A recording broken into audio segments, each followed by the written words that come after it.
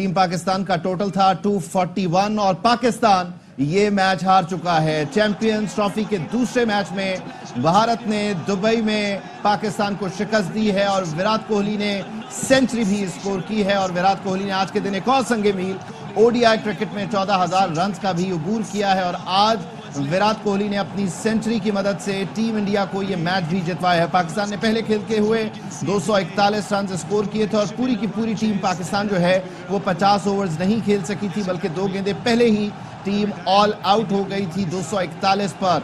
जबकि पाकिस्तान ने जो 242 का हदफ मुकर्रर किया उसे टीम इंडिया ने 43वें ओवर में हासिल कर लिया है। दुबई में पाकिस्तानी बैटर्स का फ्लॉप शो। टॉस जीतकर पहले बैटिंग का फैसला रास्ता आया। स्कोर बोर्ड पर सिर्फ 241 का मजमूआ सजाया। बाबर आजम और इमाम उल हक नाकाम। 41 के मजमूई स्कोर पर किंग 23 रन बनाकर विकेट देकर चलते बने। फखर की जगह टीम में शामिल होने वाले इमाम ने 10 रन के लिए 26 गेंदों का सामना किया। बाबर प्ले में छक्का लगाया, न चौका। गलत रन लेते हुए विकेट तोहफे में दे दी। सऊद और रिजवान ने तीसरी विकेट के लिए 104 रन का इजाफा किया, लेकिन स्लो खेलने वाले कप्तान हमेशा की तरह सेट होकर 46 रन पर पवेलियन लौट गए। सऊद शकील भी कप्तान की जुदाई ज्यादा देर तक बर्दाश्त न कर सके और 62 रन पर आउट हो गए। तैयब ताहिर 4 रन के मेहमान साबित हुए। नायब कप्तान सलमान अली आगा 19 रन बना सके। शाहीन सिफर, नसीम शाह 14, हारिस रऊफ 8 रन पर चलते बने। खुशदिल शाह ने 38 रन की इनिंग्स खेली। पाकिस्तानी बैटर्स पूरे 50 ओवर्स भी न खेल पाए।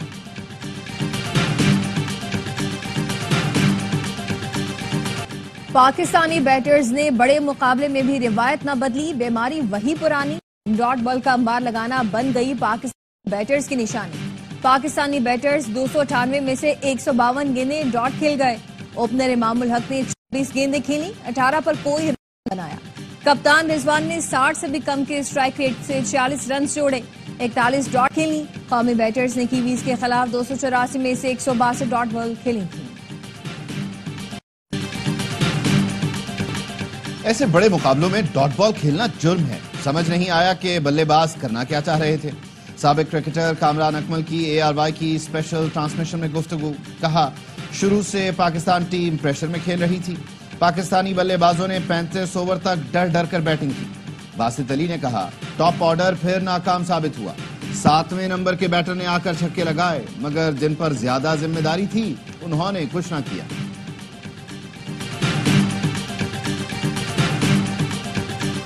बॉलिंग कमजोर है, बैटिंग भी नहीं चल रही। ऐसा लग रहा था कोई प्लानिंग ही नहीं थी, टारगेट ही सेट नहीं किया था।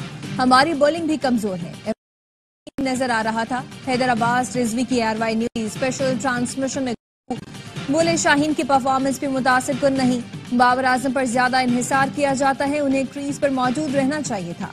ऐसा लग रहा है PCB की टीम के बजाय स्टेडियम बनाने पर ज्यादा तवज्जो।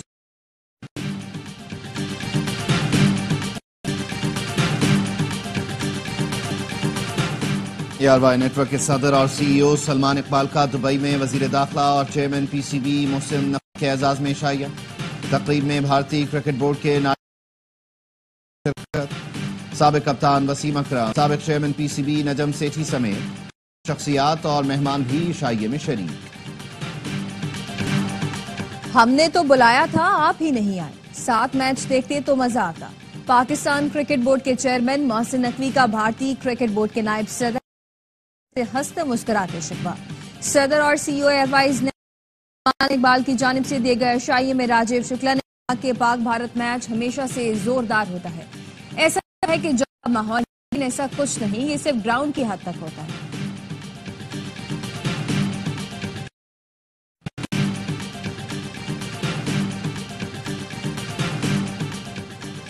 वजीर आजम शहबाज शरीफ 2 रोजा दौरे पर अजरबैजान पहुंच गए।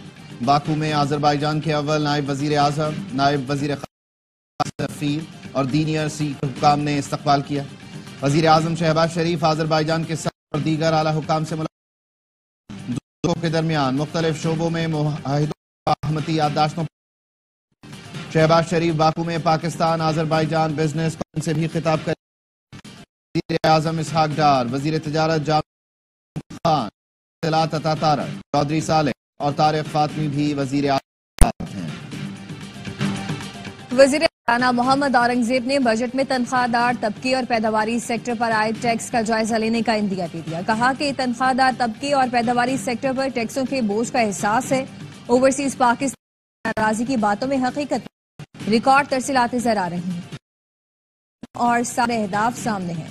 रियल एस्टेट सेक्टर में खयालियां और बाजी नहीं चलेगी।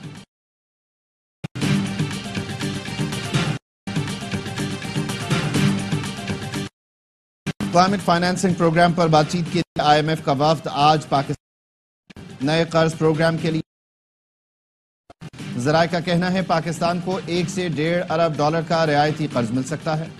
आइंदा बजट में कार्बन लेवी आय करने की तजवीज है।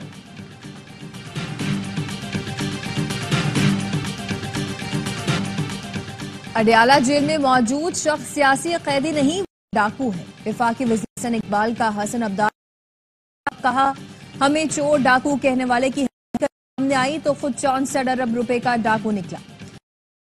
अता तारड़ कहते हैं कि मुल्क में दहशतगर्दी इसलिए वापस आई क्योंकि एक हुकूमत ने फैसला किया था कि ये बहुत अच्छे लोग हैं, इस्लाम और दरअसल ये भत्ताखोर हैं और बुरे, इनका खात्मा करके रहेंगे।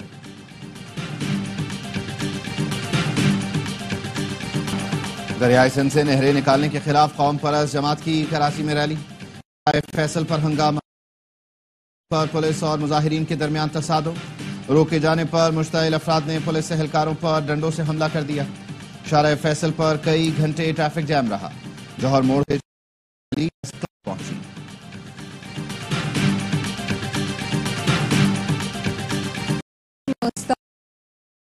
शहरियों की बड़ी डिफेंस के कब्रिस्तान में तदफीन। मुस्तफा आमिर कत्ल केस में गिरफ्तार मुलजिम साहिर हसन साहिर की गिरफ्तारी पर SIU का मौक़िफ़ सामने आ गया। मुनशियात फरोशों के खिलाफ छापों के दौरान साहिर हसन और सुनील साह को गिरफ्तार किया गया। SSP शुएब मेमन ने बताया कि मुल्जिमान के खिलाफ मुनशियात मंगवाकर डिफेंस और गिजरी में सप्लाई करते थे। मुल्जिमान से वीट के 5 पैकेट शराब, 2 लीटर बोतल और 2 कैन बियर भी बरामद हुए। इससे पहले पुलिस ने बताया था साहिर हसन अरमगान को भी मुनशियात फरोख्त करता था। मुलजिम के कब्जे से 50 लाख की गैर मुल्की मुनशियात मिली है।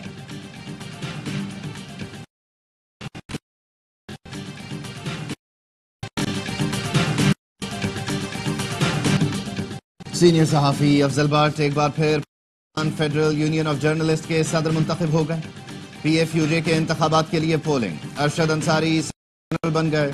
हबीबुर रहमान, खालिद ईसा खोखर, ईसा कलीम और नासिर हुसैन नायब सदूर मुंतखब। लाला असद पठान PFUJ के सेक्रेटरी।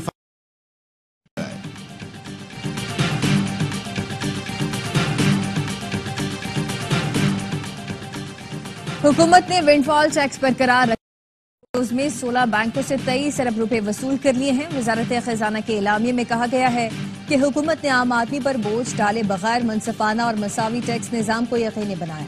ये संग में वजीर आजम शरीफ की दानिशमंदाना क़यादत में मुमकिन हुआ। स्टेट बैंक और चेयरमैन FBR ने कलीदी किरदार अदा किया। दहाइयों से इदारों ने मुआशी बेज़ाब्तगियों से गैर मामूली मुनाफा कमाया। टैक्स का बोझ पर कम आमदन वालों को बर्दाश्त करना पड़ा। पाकिस्तान किसी भी मुल्क से हमले का जवाब देने की भरपूर सलाहियत रखता है। नायब वज़ीर आज़म और वज़ीर ख़ारजा इसाक़ का तुर्क चैनल को इंटरव्यू। बोले, अफगानिस्तान से कहा है अपनी सरजमीन दहशतगर्दी के लिए इस्तेमाल न होने दें। पाकिस्तान अफगानिस्तान में अमन का ख्वाहां है। तालिबान के इक़्तिदार में आने के बाद 6 लाख अफगान शहरी पाकिस्तान आए। अमरीका समेत तीसरे मुल्क में आबादकारी की दरख्वास्त दी है।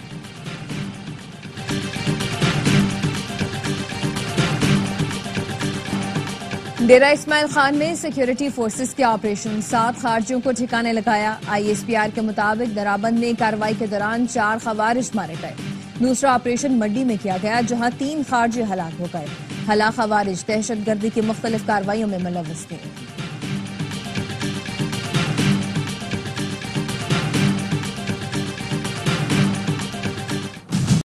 FIA गुजरांवाला ने 5 इंसानी स्मगलर्स गिरफ्तार कर लिए। मुल्जिमान समंदर के रास्ते शहरियों को मोरितानिया से यूरोप भिजवाने में मुलव्वस हैं।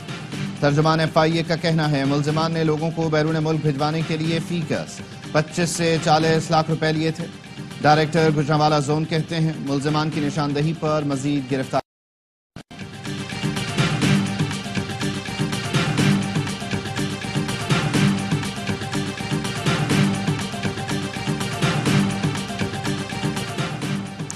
पुलिस और हैदराबाद के वकला के तनाज़े की जुडिशल इंक्वायरी होगी। महकमा दाखिला सिंध ने आईजी पुलिस की सिफारिश पर जुडिशल इंक्वायरी के लिए डिस्ट्रिक्ट एंड सेशन जज हैदराबाद को खत लिख दिया।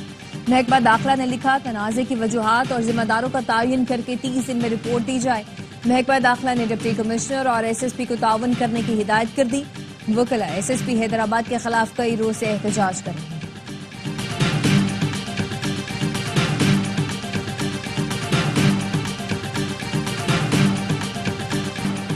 कराची यूनिवर्सिटी रोड पर BRT मंसूबे पर तरक्याती काम के दौरान पानी की लाइन फिर टूट गई।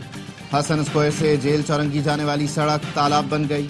मुताद्दिद टैंकर्स धंस गए। ट्रैफिक की रवानी शदीद मुतासिर रही। महकमे मौसमियात के आइंदा हफ्ते से मुल्क भर में बारिशों की पेशगोई। 25 फरवरी से मगरबी हवाओं का सिस्टम मुल्क में दाखिल होगा। पंजाब, खैबर पख्तूनख्वा और इस्लामाबाद में यालाबारी का इम्कान। शिमाली और पहाड़ी इलाकों में गरज चमक के साथ बारिश और बर्फबारी मुतवक्के।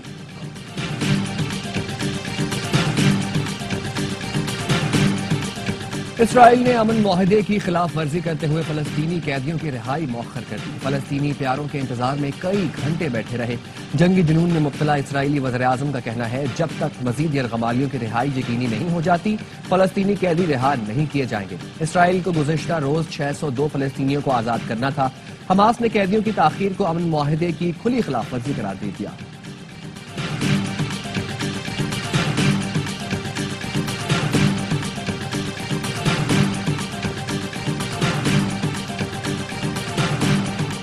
हिजबुल्लाह के सरबराह हसन नसरुल्लाह की आज लबनान के दारुल हुकूमत बैरूत में तदफीन की जाएगी। जनाजा बैरूत के स्पोर्ट्स स्टेडियम में होगा। हाशिम सफीउद्दीन की नमाज जनाजा भी साथ अदा की जाएगी।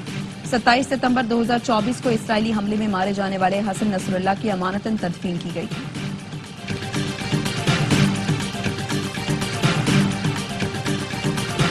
पोप फ्रांसिस की तबीयत मजीद बिगड़ गई। वेटिकन के मुताबिक पोप फ्रांसिस को सांस लेने में दुश्वारी का सामना है। प्लेटलेट्स कम होने पर खून भी लगाया गया है। 88 साल के पोप फ्रांसिस को डबल नमूनिया की तशखीस हुई थी।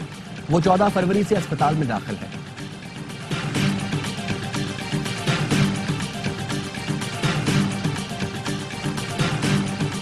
जर्मनी में आम इंतखाबात के लिए आज वोटिंग। 630 नशस्तों पर हुकूमत और अपोजिशन जमातों में मुकाबला। 5.5 करोड़ से ज्यादा अफराद वोट डालने गए हैं। सिक्योरिटी के सख्त इंतजाम। जर्मन चांसलर ओलाफ शोलिस कहते हैं, जीत यकीनी है। मुल्क को मईशत, इमिग्रेशन और खारजा पॉलिसी के चैलेंजेस का सामना है।